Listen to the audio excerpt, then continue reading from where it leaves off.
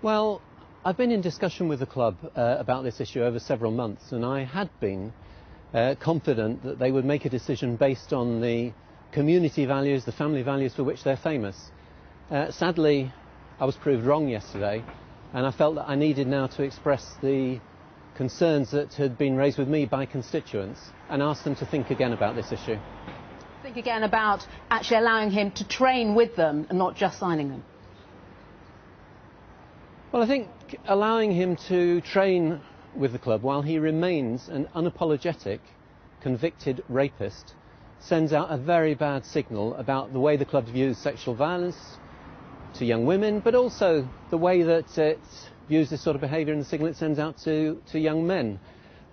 It is the first step, and I hope that they will review that decision, but absolutely certainly make it clear that they will not sign him. And what about the two sponsors who say tonight that they will consider pulling their backing for the club if they were to re-sign him? Should they have gone further and just pulled their sponsorship now, do you think?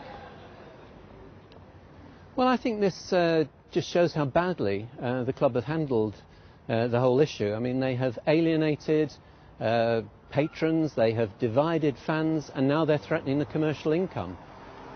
Really, they're on the wrong side of the line on this issue.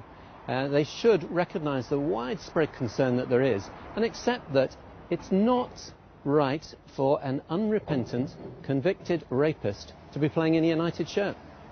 But the club, on the other hand, in its statement it put out yesterday, said that in actual fact he should be treated like any other criminal who'd served the time for the crime and be allowed rehabilitation in the usual way. It doesn't matter that he's a footballer, he shouldn't be treated differently. His professional organisation requested, as they have a right to, that he rejoins training, and they had to accept that.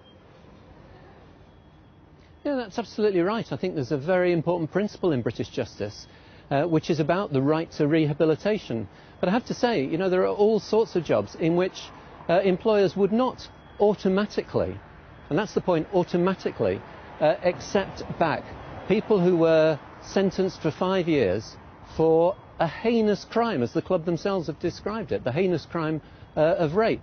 He needs, if he wants to rebuild his career, to recognise the seriousness of the crime that he committed and to show remorse by practical action. You know, Dave Berry, who's resigned as a patron, has suggested he could make a donation to Rape Crisis. I think he could work with young people and young footballers to show this sort of behaviour is utterly unacceptable. There are all sorts of things he could do to rebuild his career, but he's got no automatic right to it, and no employer would consider it in that way.